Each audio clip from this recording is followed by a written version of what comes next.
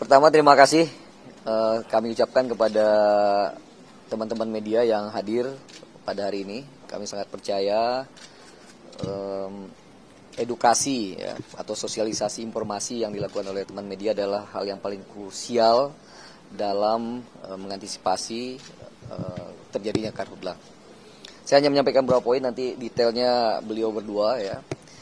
Pertama, bagi saya sebagai menteri baru di Kabinet Merah Putih, saya belajar cepat ya, melihat data.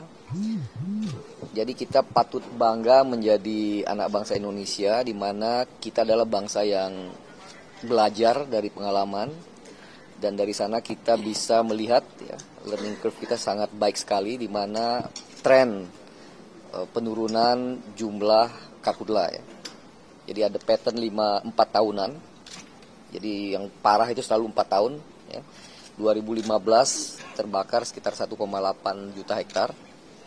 Kemudian 4 tahun berikutnya 2023 turun 2019 kemudian turun menjadi sekitar 1 juta hektar. Kemudian 2023 itu bisa sekitar 600.000 hektar. Jadi ada proses penurunan. Kenapa itu bisa turun? Karena tadi kita belajar dari kesalahan ya, belajar dari yang baik dan yang buruk pada masa lalu, sehingga dirumuskan sebuah strategi yang baik.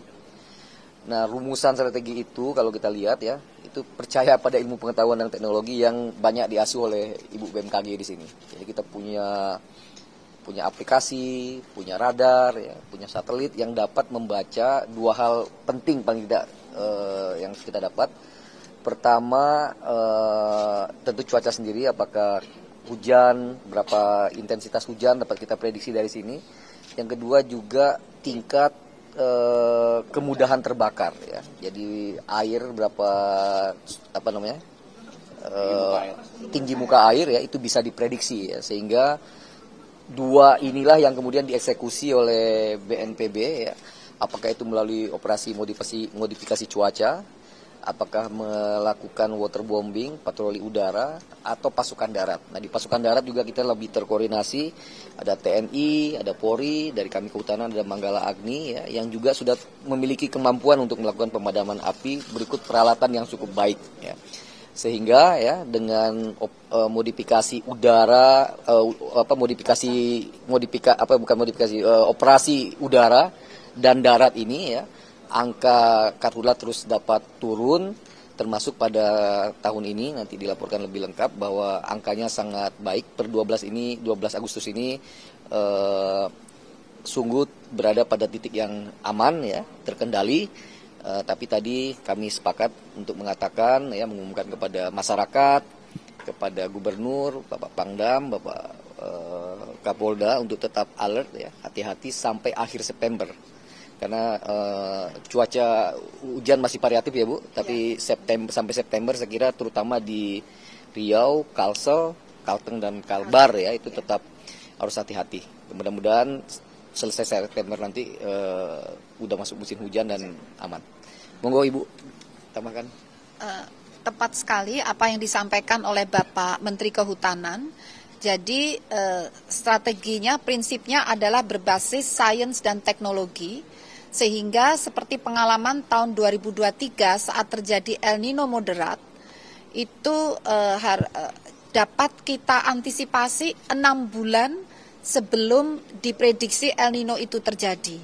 Sehingga dalam waktu 6 bulan, BMKG, BNPB, Kementerian Lingkungan Hidup dan Kehutanan bersama-sama PUPR melakukan langkah antisipasi.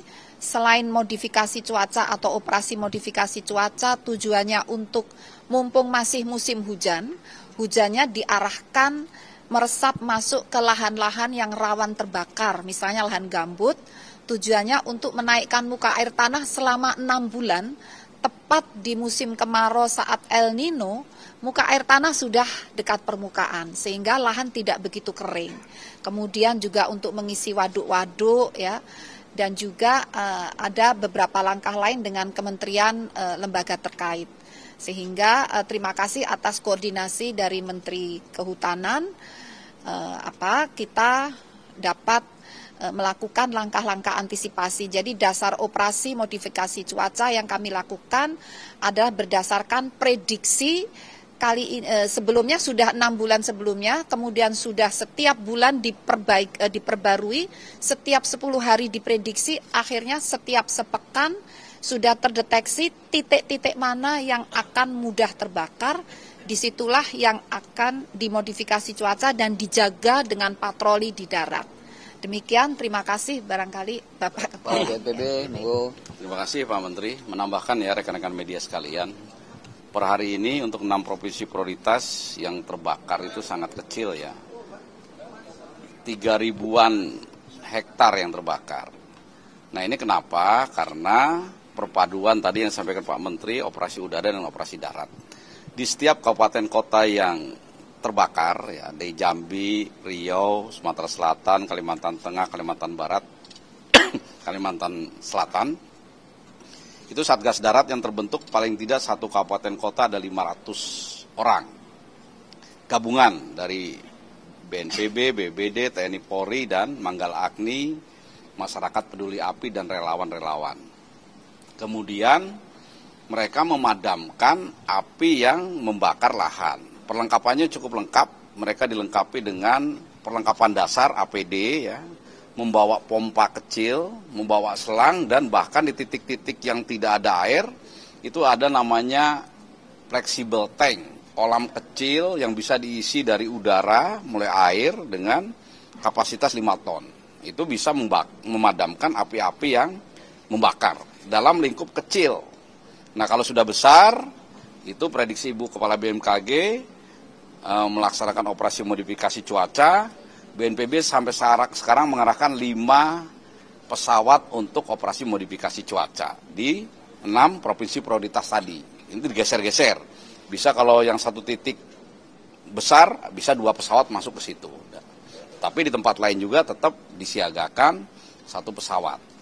Kemudian apabila awan hujannya tidak ada, tidak mungkin dipadamkan dengan operasi modifikasi cuaca, maka dipadamkan oleh Satgas Darat dan operasi waterbombing, heli waterbombing.